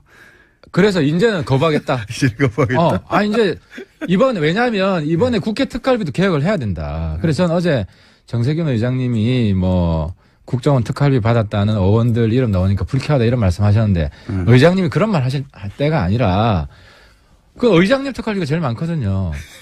의장님이 특활비를 이제 없애라. 판공비. 그러니까 판공비 헷갈린다니까. 네. 특활비는 영수증이 없다니까요. 그래서 자기 개인 집한테도 갖다 줘도 되고 유용할 수가 있는 건데 이거를 특활비는 폐지하겠다. 아예 폐지하고 폐지하고 다 영수증 있는 돈으로 바꿔라. 그리고 영수증 없는 돈은 남은 거는 전부 다 포항 지진 성금으로 내겠다. 그래서 이번에 신성 내겠다. 이렇게 선언하시고 바른정당은 뭐 이렇게 저렇게 특활비가 나올 수 있는데 전면 수령 거부하겠다. 제가 우리 의원님들 의총을 소집해가지고 대표님 오시면 특활비 수령 거부 선언을 하자. 그리고 특활비 폐지 운동을 대표님 판공비 때문에 안 하실 것 같은데. 우리 대표님도 이제 특활비 안 받겠다. 네. 선언을 하시자고요. 당연히 적으니까 그럴 수 있죠. 조금만 그걸 떠나서. 아니 근데 이게 저도 이 특활비는 말이 안 된다고 생각하는데 굉장히 오래된 관행이더라고요. 국회가 존재해왔던 이래로 항상 액수의 차이는 있어 왔다. 근데 과거에는 그랬을 것 같아요. 요즘은 특활비로 저도 뭐 환노위 간사도 하고 뭐 최순실 청문회 때도 위원장 되면 위원장한테 나오고 간사 되면 간사한테 나오고. 그렇죠. 그러니까 일종의 추가 노동수당이에요. 뭐 그런 개념은. 예. 그러니까 이거는 예전에 설날 우리가 이제 떡값이라며 줬던 기업에서도 줬던. 근데 그게 꼭 그 보너스로 들어가지 않는 그런 떡값처럼 수고했어의 개념으로 돈 현금을 준 거거든요. 이게. 현금을 주는 거죠. 예. 계좌로 넣어줘도 되고 추가 근무수당이라고 월급 명세서에 이번에 새로운 특위 새로운 걸 했으니까 얼마 들어가고 이런 식으로 하면 되거든요. 근데 마치 상하관계인 것처럼 국회도 그렇게 움직이고 있다는 거예요. 알겠습니다. 그런 특활비 문제 때문에 홍준표 대표가 위험할 수 있다. 예. 그렇죠. 그래서 비는 특활비 그러면은 월급 줬으면 그 특활비는 어디 줬냐 하니까 야당 원내대표 당시 줬다고 하니까 내가 안 받았다. 그래서 1,000만 원 이상이 빕니다. 사실은. 꽤 많이 비어요. 현재 설명할 수 없는 비는 게. 그러니까 이제 홍준표 대표가 굉장히 지금 초조하고 뭐 쫓기고 있다는 거죠. 그래서 그렇게 똑똑한 사람이. 그런데 그거는 이제 자유한국당의 상황, 그러니까 자유한국당도 갑자기 흔들려가지고 공백이 생기면 바른정당이 자유한국당과 합칠 수도 있다. 제가 이야기했듯이 홍준표 출당되고. 그죠? 친박도 다 날아가고. 친박은 뭐 자연스럽게 적폐청산해주고 있고. 홍준표 대표가 흔들리면 친박이 잡겠죠. 그건 아니죠. 지금 최경환 서청원은 뭐 그럴 상황은 아니고. 그러니까 이제 여러 가지 정치가 생물이라는 게 여러 가지 상황이 발생할 수 있고 거기서 정말 보수 리더가 없다. 우리 유승민 비대위 비대위 맡아서 정권을 행사해라. 절대 그런 일은 안 일어날 거라고 봅니다. 그러니까 이런 상황이 발생하면 우리는 한국당 비대위로 들어갈 수 있다는 거예요. 거기는 그 가능성이 매우 제로일 수 낮지. 제로일 수 있는데. 근데 홍준표가 날아갈 가능성은 전 낮지 않다고 봅니다. 여러 가지 대법원. 홍준표 대표가 혹여 그런 일이 벌어지더라도 바른정당 들어와서 비대위를 니네가 해라. 이건 뭐 본인이 먼저 날아가는데 그때는 본인의 목소리. 그런 일은 안 벌어질 거라고 근데 봅니다. 제가 지금 말씀드리고 싶은 것은. 근데 국민의당은 지금 사실 끝장 토론이라고 할 만큼 세력도 크고 큰 세력 둘이 부딪혔고 한쪽에서는 뭐 탈당이니 분당이니 심리적 분당이니 이런 얘기가 이미 나온 상태잖아요. 그러니까 아무튼 한쪽이 이렇게 나갔어요 만약에. 그러면 20명 이상이 나갔다. 예. 먼저 나갔으면은 그러면은 남은 사람들끼리는 편하죠 이야기가. 근데 문제는 뭐냐면 제 말이 그겁니다. 그런 걸 그리는 게 아닌가. 그게 아니라는 거예요. 안철수 대표는 바른정당은 제가 아니더라도 볼 때는 우리랑 비슷한 문제인데 바른정당과 국민의당 둘 다 양당 환원론자가 있는 거예요. 그냥 뭐 소선거구제고 하니까 뭐 이쪽 한국당으로 모여라. 네. 그러니까 박지원 대표도 보면 한국당 제발 좀 가줘. 우리 민주당 가고 싶어. 이게 실제 본마음이 아니냐. 물론 박지원 대표는 100% 그러진 않을 거예요. 근데 다른 몇 분들은 민주당으로 가고 싶은 명분을 자꾸 그러니까 예를 들어 오늘 제가 네. 우리는 바로 합당하겠다라고 하면은 안철수, 하태경, 유승민 간의 합당 모종의 음모가 진행되고 있다. 우리는 이걸 막기 위해서 이제 탈당해가지고 이제 새로운 민주 세력을 그죠? 호남 정통 민주 세력을 우리가 뭐 구출하겠다. 이런 명분을 자꾸 찾으려고 하는 것 같아요. 그래서 그 명분을 안 주려고. 안 주려고 하는 게 아니라 네. 박수 받지 않고 시너지가 없는데 왜 합니까? 안 그래도 쪼그라들었는데 우리는 더 쪼그라드는 이제 더 이상 우리 내려갈 데가 없어요. 자, 그러면은 국민의당과 당대당 통합을 만약에 할 수 있다면 어떤 전제 조건이 있어야 되는 겁니까? 20명 이상 영원한 국민 20명 이상 탈당? 주민들이 네. 박수 쳐주면은 우리 할 수 있어요. 호남 주민들이 박수 안 쳐줍니다, 지금은. 아니, 네. 여론조사를 보면 네. 호남 보더라도 호남의 지금 민주당 지지가 한 7, 80% 되죠. 그 정도 되겠죠, 뭐. 그죠? 네. 그런데 바른정당 합당에 찬성하는 게 한 37, 8%, 네. 반대하는 게 한 45% 되더라고요. 그거는 국민의당의 권리당원을 대상으로 한 아니. 여론조사예요. 국민의당 권리당원은 네. 한 50%가 바른정당 합당 찬성이고 네. 민주당 합당이 한 10몇 프로예요. 그러니까 호남의 여론이 그 바른정당에 대해서 그렇게 나쁘지 않아요. 이건 제가 체감하는데 한번 제가 KTX 타고 광주 내려갔는데 제가 잤거든요. 개의치 않는 거겠죠. 아니 제가 당이 작아져가지고. 잤는데 네. 제가 이제 광주 내려간다고 하고 자니까 막 호남 분들이 깨워줘요. 내리라고.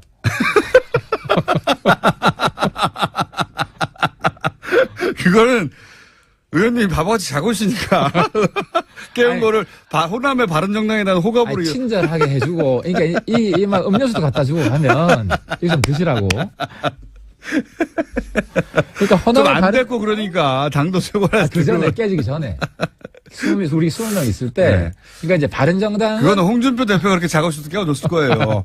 이 양반아 일어나라 이러면서 정당에 대한 호감도 근데 상관없이. 아무튼 이제 저는 이제 유권자들을 악수를 일일이 하고 이제 만나기 때문에 네. 제가 호남 쪽 내려갔을 때 오히려 영남 내려가면 야 이 새끼야 너 왜 왔어 이런 있잖아요 친박 네. 쪽. 근데 호남은 굉장히 분위기 좋아요. 바른정당에 불쌍하니까 그런 거죠. 뭐 하여튼 뭐 불쌍해서 분위기 좋은 건 최고지 정치인 입장에서. 아니 그래서 맞습니다. 그건 맞아요.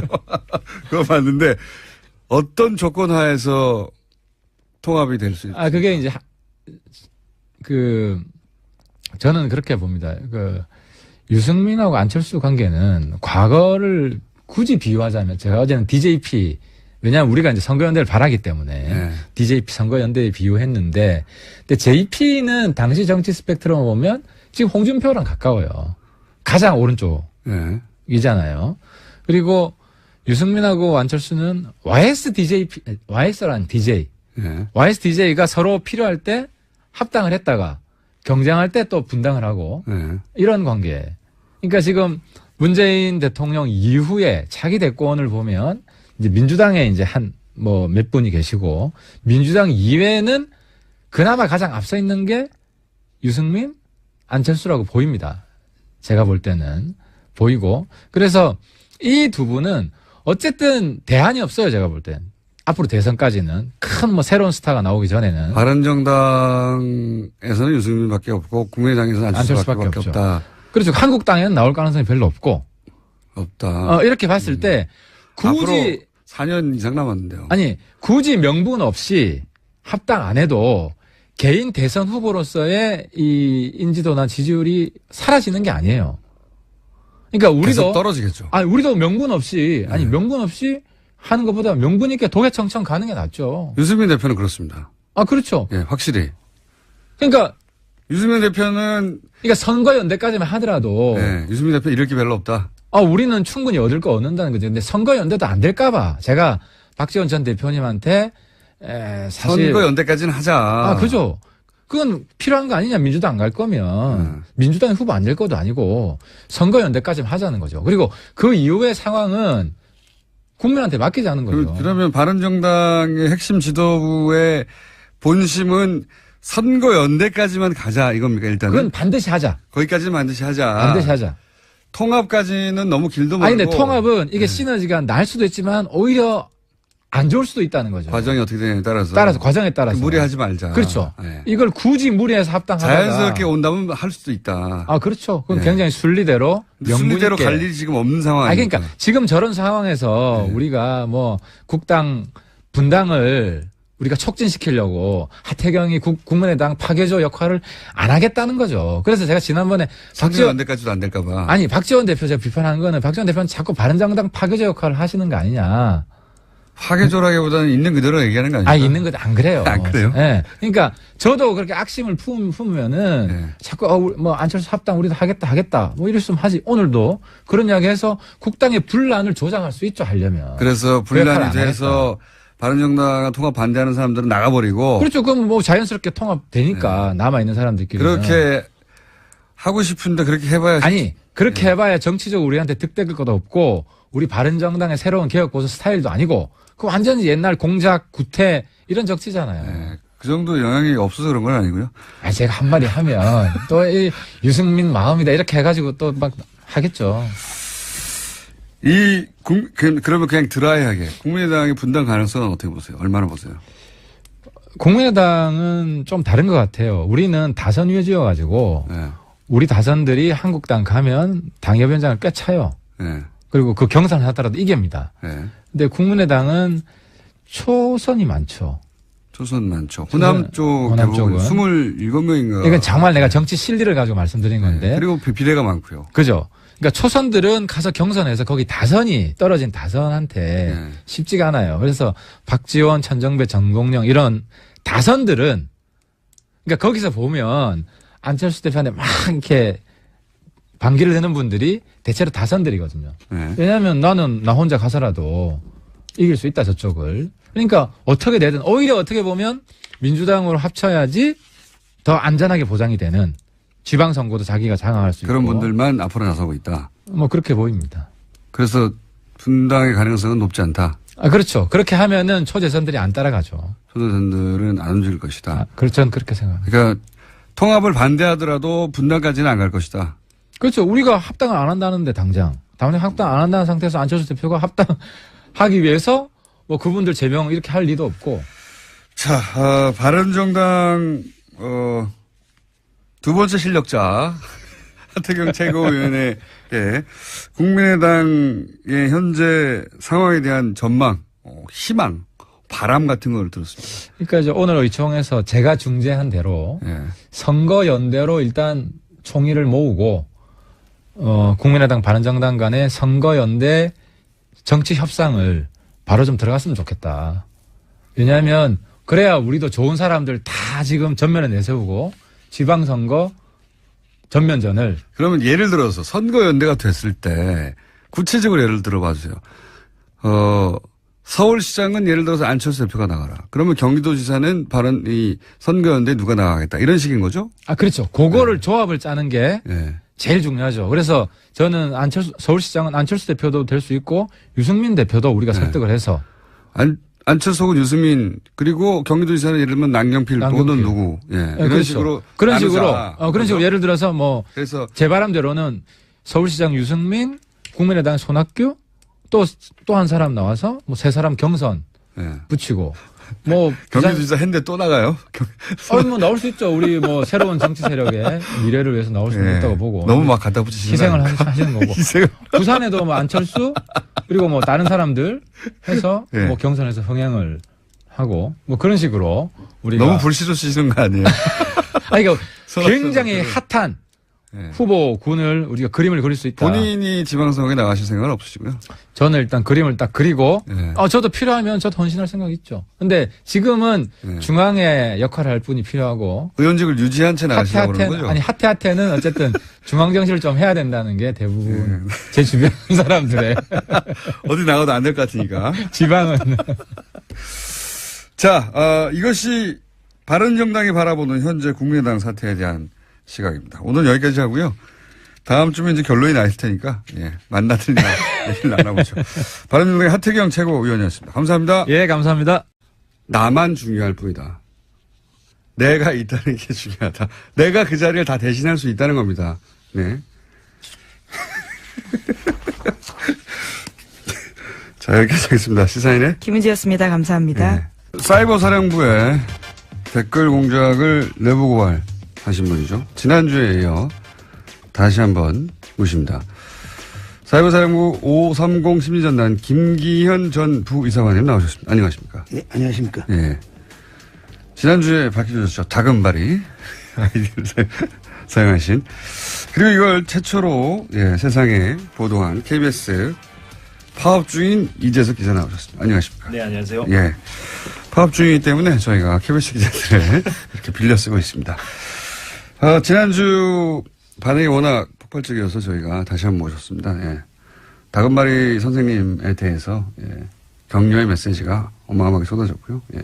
휘발유 아이디 소나무. 제가 듣기로는 다음에서 활동하던 소나무를 기억하는 분들도 있더라고요. 격렬하게 활동하시는 분으로. 격렬하게 하지 않았습니다.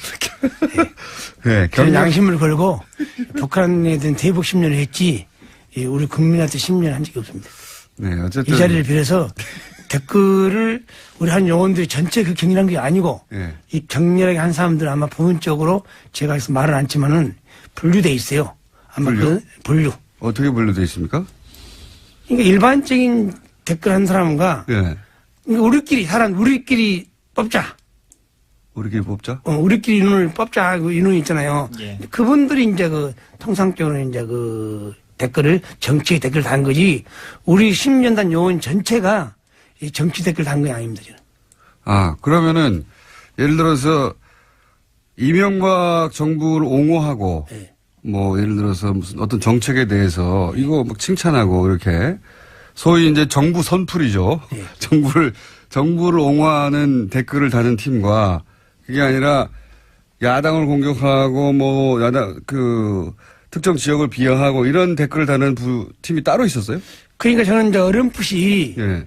그 야당을 비하한다는 그 눈치를 채고 소문은 알았지만은 예. 저는 제가 안 하니까 아하. 그걸 모르죠. 통상적으로 그때 몰랐었는데. 우리가 어떻게 되냐면은 이 분포도가 있어요. 분포도. 심리도, 국방, 예.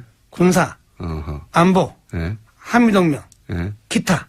아, 담당이 이렇게 나눠져 있어요? 그렇게 이제 코드를 그 10년 코드가 나눠 있죠 이렇게 분류가 거기에 입각해서 있는데 예. 이 이제 사건 그 분류에 들어가지 않는 정치팀이 있었다는 거죠. 그러니까 그것을 이제 아마도 그 당시는 이제 그 조직에서 소문이 예. 나오기는 저는 이제 경기를 하니까 예. 주로 정치 댓글은 이제 일단 별똥내라나 별동대가 따로 있었다. 그런 용어이 많이 한다는 걸 들었는데 예. 저 수사를 하고 나서 이제 알았죠. 터지고 나서니까. 근데 그 일부 요원들은 그야말로 정책 측면 지원을 한 거이지 야당한테 이거 뭐 비한다든가 특정 정치를 비한다는 저는 몰랐어요, 솔직히. 그때는 당시에는 모르셨고 예. 별도의 팀이 존재했다. 예. 그런데 나중에 보니까 팀이 존재했다. 그래서 소문이 있었는데 그 사람들은 따로 뽑았다고 말씀하시는 아니, 거군요. 뽑는 것이 아니고 거기 안에 내에서도 안에 내에서도 성분을 분류를 하는 거죠, 약간. 일단 제가 뽑아놓고 성부를 이제 직원이 이제 우리가 처음에 출발할 때는 예. 60명 출발했으니까 예. 거기 보강될 때도 쭉 보면 들어온 걸 따라서 이제 인원의 성향을 좀 분석하는 거죠. 예. 저 사람 반항성이 있다, 없다. 아, 사이버 사령부 내에 이 심리전단 안에서도 다시 성분 분석을 했다. 네. 그래서 그 사람들에게만 이런 정치 댓글을 시켰다. 그렇죠. 그렇습니까? 예. 네. 그 보안을 유지하기 위해서. 그걸 어떻게 아셨어요? 저는 이제 그런 어렴풋이 눈치를 어떻게 채셨어요? 어렴풋지 않은 데가 아침에 가서 이제 검색을 하죠. 네. 검색을 하는데 이상하니 우리 아이디가 눈에 튀는 아이디가 나온 거예요, 저한테. 네, 우리 아이디가 나왔는데. 거의 아는 아이디가. 네. 근데 뭐 전라도띵? 황호새끼. 전라도 홍새끼라는 거를 아는 아이디가 쓰고 있더라. 많이 보이는 아이디가. 네, 네. 이거 혹시 우리 요원들 아니나 그 의심을 가졌는데 여기 사건이 터지고 수사가 진행되니까 그걸 다 우리 요원들이 했더라고요. 어허. 그러니까 이제 네. 매우 노골적인 그러니까 야당 정치인들을 비난하고 특정 지역을 비난하는 그런 매우 노골적인 아주 저질의 댓글을 다는 요원들은 별도로 아주 있었다. 별도로 좀 관리가 돼 있었고 김 선생님 같은 경우는 일반적인 댓글. 일반적인 댓글 예를 들면 이제 제주 해군기지라든가 네. 4대강이라든가 근데 이것도 하시면 안 됩니다. 엄밀히 얘기하면 그렇죠. 그것도 본인의 정체를 숨기고 이제 하신 거라서 군이 예. 청와대 정책을 홍보하실 이유는 없어요. 없는데 표정이 또 저는 그래서 김 선생님도 이제 저한테 이제 고백하시기로는 네. 본인도 이제 그 책임에서 자유로울 수 없다라고 이제 말씀을 하신 건데 그러나 다만 이제 확실히 분명히 해둘 것은 구분의 좀 것은 구분이 좀 필요하고 또 힘내. 김 선생님 같은 경우는 이제 아주 이제 논리적으로 이제 그런 어떤 국방부의 어떤 논리라든가 군의 논리를 이제 그 작업을 하신 거예요. 최초에도 정책 측면이겠지만은 군사, 예. 국방. 예. 한 4천, 5천 정도가 매달, 국회 특수활동비, 예전에 판공비라고 불렀어요, 이거. 판공비라고 불렀는데, 뭐 국회 대책비라고도 하고, 여하간, 지금 뉴스의 흐름에서 얘기하자면 특수활동비죠, 이게. 예.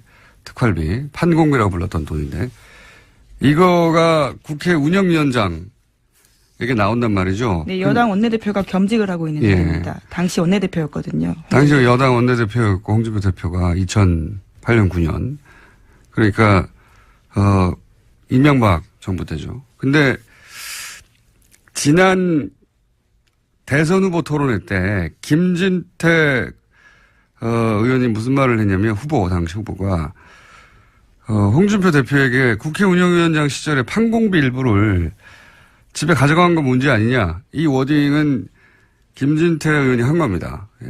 그러니까 이 판공비요, 말하자면. 이 판공비에 대해서 집에 가져간 건 문제가 아니냐 그랬더니 당시에 이제 당황했나 봐요. 토론회 때 뭐라고 대답했냐면 정치 작업으로 쓰고 남은 개인 돈은 집에 가져갔다. 이게 애매한 말이잖아요. 그러니까 요는 그때 이제 판공비하고 개인 월급하고 막 섞어서 쓰다가 남은 돈은 이게 개인 돈이니까 섞어 썼다는 얘기죠. 네, 이게 해명이 꼬이게 된 게요. 이 네. 홍준표 대표가 가장 예민하게 여기고 있는 성원정 리스트와 관련돼 있습니다. 2015년 당시의 일에 대해서 해명하면서 처음부터 그렇죠. 발이 꼬였거든요. 왜냐하면은 지금 1억 2천 그때 당시에 이제 그 대선 후보 출마하면서 기탁금 1억 2천이 어디서 났느냐. 그 돈이 어떻게 마련되어 있느냐를 해명을 하던 와중에 끝에 이 얘기가 나오거든요. 그러니까 국회 운영위원장 시절에 판공비 일부를 유용한 게 아니냐는 의혹은 당내에 있었나 봐요. 그러니까 거의 8, 9년 지난 다음에 그 얘기가 나왔겠죠. 어쨌든 이 특활비 문제가 다시 논란이 되니까 그로부터 7개월, 8개월 있다가 이제 페이스북에 올린 내용이 뭐냐면 한 4, 5천 나오는데 그중에 정책위 의장에게 정책개발비로 1,500만 원을 주고 원내 행정국에 700만 원을 주고 원내 부대표단에게 10명에게 격월로 100만 원씩 주고 그러면 매월 500만 원 썼다는 얘기거든요. 이렇게만 하고 나면 이 합이 2,700밖에 안 돼요. 그러면 1,300만 원, 5천만 원이면 2,300만 원이 비는 겁니다. 그 비는 거를 메우려고 하다 보니까 야당 원내대표들에게 줬다라고 얘기를 했는데 야당 원내대표였던 당시 원혜영 의원이 나는 못 받았다 해버리니까 돈이 비는 겁니다 지금 1,000만 원 이상이 매달. 그래서 이 말과 대선 후보 토론회 때 이야기가 다시 이렇게 맞물리게 된 거예요. 이 얘기를 왜 안 하나 모르겠는데 그러니까 이 이야기는 단순히 지금 판공비 중에 일부를 원내대표한테 줬는데 못 받았다고 한다가 아니라 그 남은 돈을 집으로 가져간 게 문제가 아니냐는 6개월, 7개월 전에 대선 후보 토론회 때 김진태 의원의 지적하고 맞물려서 남은 돈을 집으로 가져갔나 하는 의혹이 생기게 되는 이거 제가 보기에는 큰 문제가 될 수 있을 것 같습니다. 아마 7개월, 8개월 전 얘기가 생각이 안 나서 아직 기사화가 안 된 것 같은데 기자들이 곧 묻게 될 것 같아요. 이 문제는 위기입니다. 대표. 다음 뉴스는요. 네, 한겨레 21이 2012년 12월 국정원 댓글 사건이 발각된 직후에 국정원과 경찰 핵심 인물 10명이 전화와 문자를 주고받은 내역을 입수해서 분석했습니다. 이들은 12월 11일부터 엿새 동안 휴대전화 번호 14개를 사용했는데요. 그런 다음 서로 다른 500개가 넘는 번호와 번호를 통해서 총 3,300여 번 가까이 연락을 주고받았습니다. 분석한 결과에 따르면 예상대로 국정원, 경찰, 새누리당의 통화 내역이 나왔는데요. 여기에 새롭게 나온 게 있습니다.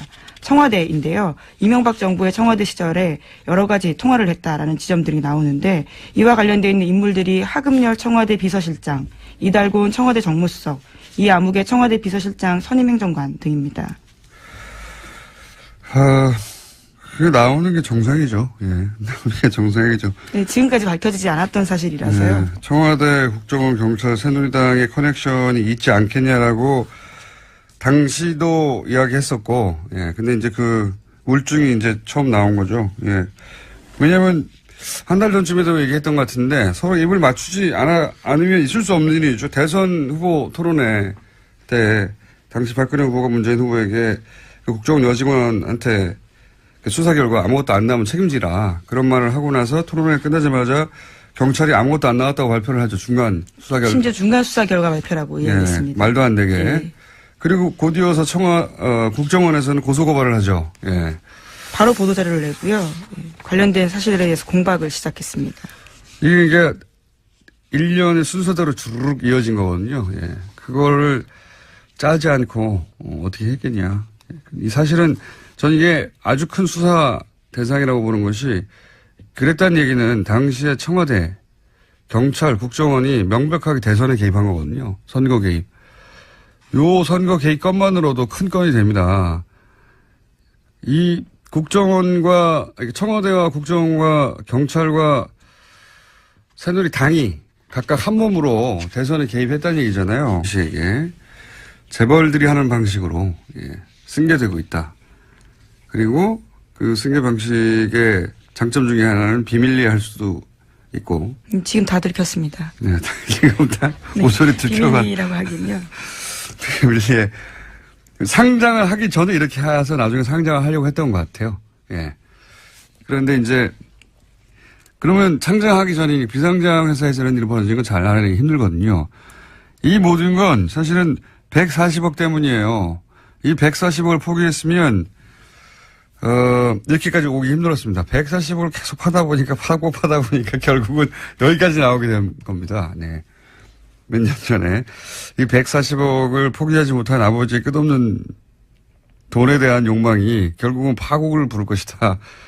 5년, 6년 전에 그런 말을 한 적이 있는데, 그걸로 가고 있습니다. 자, 그런 뉴스고요. 두 번째 뉴스는 뭡니까? 네, 국정원 특수활동비 관련된 소식도 계속 전해드리고 있습니다. 검찰이 어제 관련된 혐의로요, 최경환 자유한국당 의원의 집과 사무실 압수수색했는데요. 국정원 특수활동비 1억 원 받았다라는 혐의입니다. 하지만 최 의원은 계속해서 이를 부인하고 있는데요. 어제 관련된 중요한 증언이 나왔습니다. 이현수 전 국정원 기조실장이 자기가 직접 돈을 줬다라는 건데요. 그러니까 배달 사고의 가능성을 일축한 겁니다. 동시에 자신과 함께 다른 국정원 직원도 함께 돈을 줬다라고 했기 때문에요. 자신은 돈을 전달하는 게 임무였고 그걸 안 할 수가 없었다라면서 배달 사고 가능성은 있을 수 없는 일이다라고 JTBC를 통해서 밝혔습니다.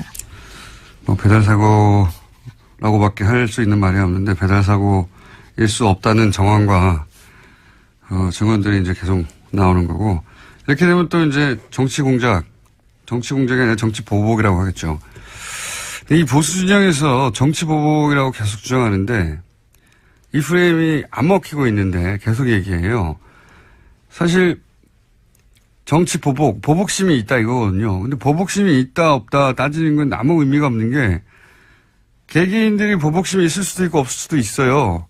근데 누가 그 마음을 꺼내서 판별할 수가 있습니까? 그래서 예전에는 그럴 수 없기 때문에 마구 질렀거든요.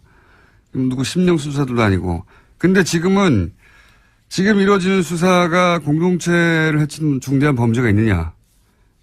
그런 행위들이 있으면 입보도 처벌하는 거고요. 네, 법과 절차를 따라서 하고 있는 거죠. 없으면 미워도 처벌할 수 없는 거고요. 네, 영장은 다 법원을 통해서 나오고 있습니다. 그걸 다 구분할 수 있게 된 것이 현재 시민의 수준이거든요. 그러니까 저는 최근에 이제 보수 정당들이 여기 대응할 때 끊임없이 정치보복, 보수 정당뿐만 아니죠. 조중동도 계속 정치보복을 되뇌이는데 이게 안 통한다는 걸 몰라요. 모르는 것 같아요. 그게 이제 보수 정권 한 10여 년 하는 동안 지상파들도 자기 입맛대로 장악을 해서 본인들이 원하는 논리만 주류 미디어에 계속 등장하니까 자기들 프레임에 자기들이 속아 넘어간 거예요. 그 10년 동안 일반 시민들은 사실은 굉장히 다변화된 미디어 플랫폼으로 스스로 뉴스 찾아보고 스스로 뉴스를 전파하고 그렇게 진화를 했는데 이 한 10여 년간 자기들을 보호할 거라고 생각하고 그렇게 장악해 둔 미디어 거기에 둘러싸여서 진화의 시간을 보수가 놓친 겁니다. 그러다 보니까 보수 정당에서 이럴 경우에 검찰도 계속 때리잖아요. 끊임없이 때리거든요.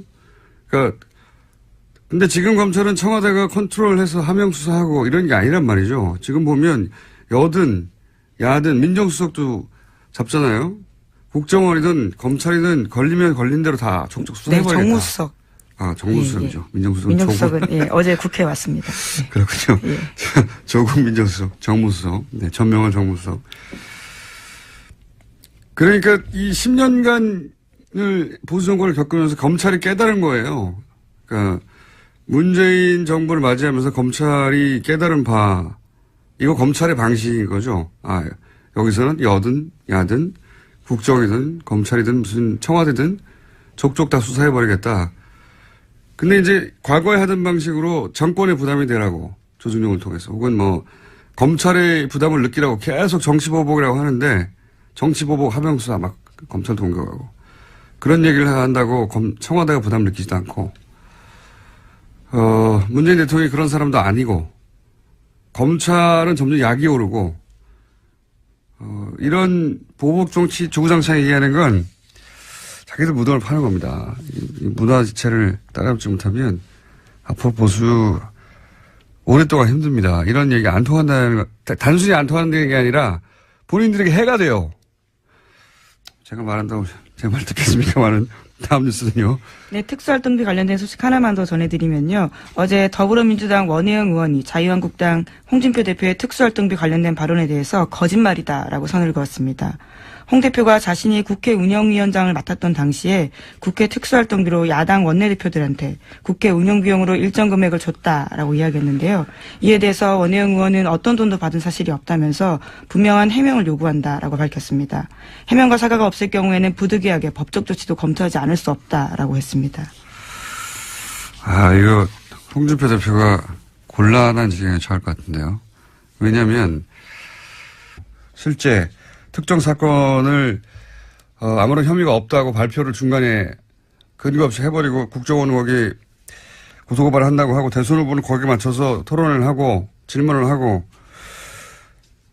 이거 수사해야 됩니다. 제가 왜 이런 얘기를 꼭 하냐면 제가 아직도 거의 6년치 3도 노출로 재판을 받고 있거든요. 공직선거법 위반 혐의로 그러니까 이게 있죠.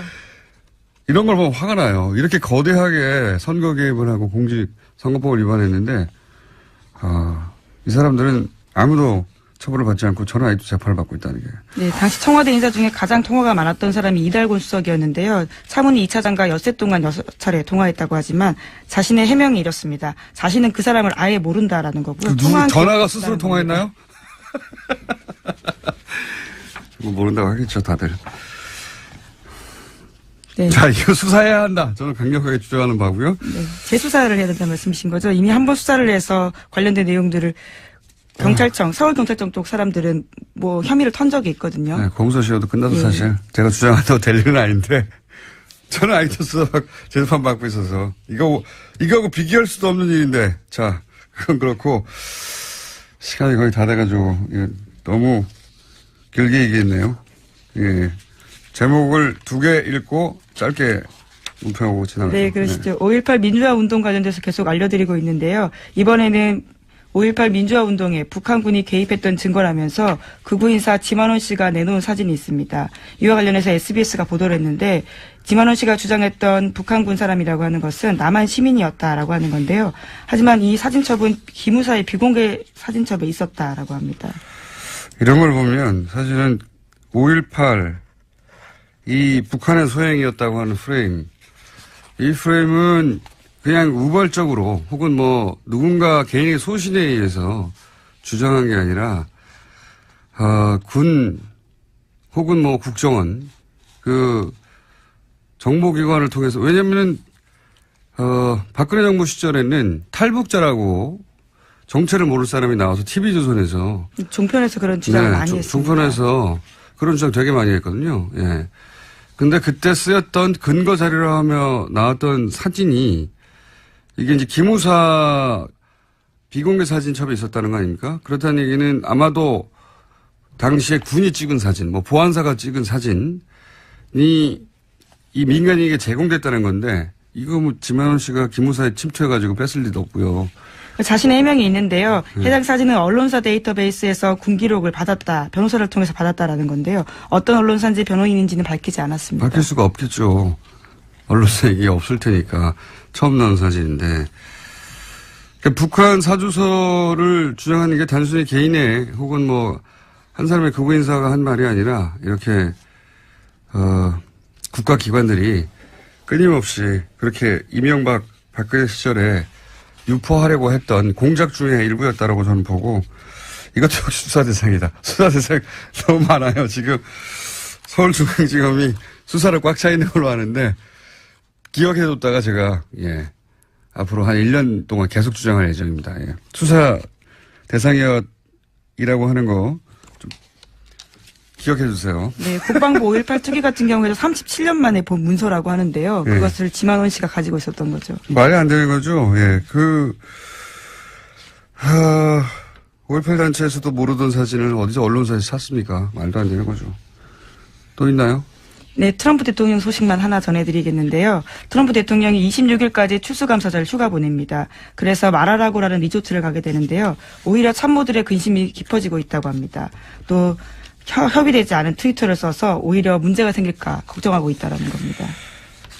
트위터에 대해서는 참모진들이 인터뷰를 따로 몇 번 했어요. 예, 언론들이 계속 물어보니까 우리는 대통령을 팔로우하지 않는다.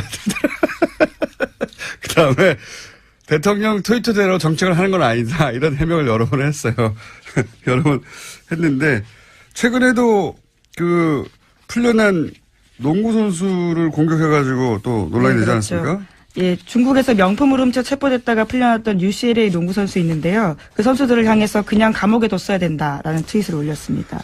왜냐하면 그 선수 중에 아버지 중 한 명이요. 트럼프 대통령 한 게 뭐냐 이렇게 이야기했거든요. 거기에 대한 반박이었습니다. 그러니까 보통 이렇게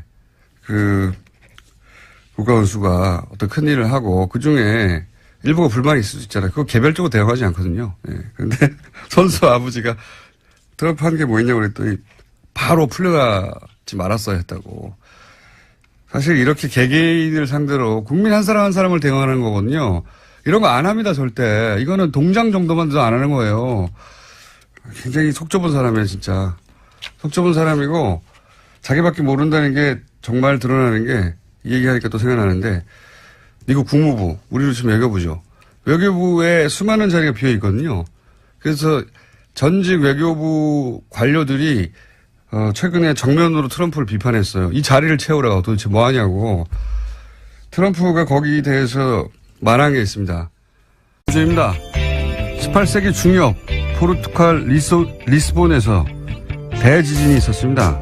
인구의 5분의 1이 사망한 이 대재앙은 만성절에 일어났고 신은 언제나 최선의 세계, 최선의 상태를 유지한다는 신정론을 기반한 세계관이 지배하던 그 시절 신학자들은 신의 분노를 이야기했습니다.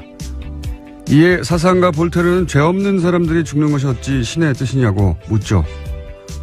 훗날 사가들은 이 리스본 대지진이 신의 징벌인가를 두고 당대 사상가들이 벌였던 논쟁을 근대의 시작이었다고 평합니다. 모든 것을 하늘의 뜻으로 받아들였던 시대에서 인간의 이성과 합리가 그 역할을 대신하는 시대로 그렇게 넘어간 거죠. 자유한국당 유호의 최고위원이 포항지진을 문정부에 대한 하늘의 준엄한 경고라고 했습니다. 유 최고위원은 포항시민이 첨보를 받았다는 게 아니라 그런 말이 아니라고 해명을 했죠. 하지만 그 논리대로 해석을 하더라도 문재인 정부의 경고하느라 포항시민이 재해를 당한 셈이 되는 건 마찬가지입니다. 이 발상이 대한민국 보수의 현 주소입니다. 대한민국 보수에게 근대는 아직도 제대로 오지 않았다. 김원준 생각이었습니다.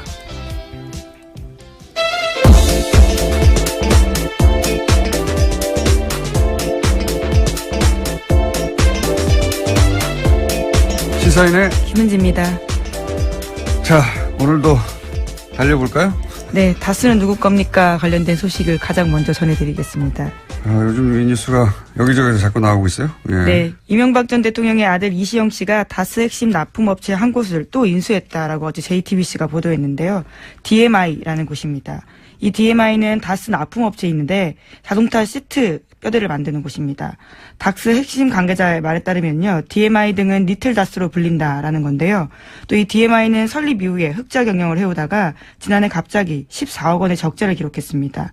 그러면서 매입 가격을 낮추기 위해서 회사를 어렵게 만든 게 아니냐라는 의혹이 나오고 있다고 합니다.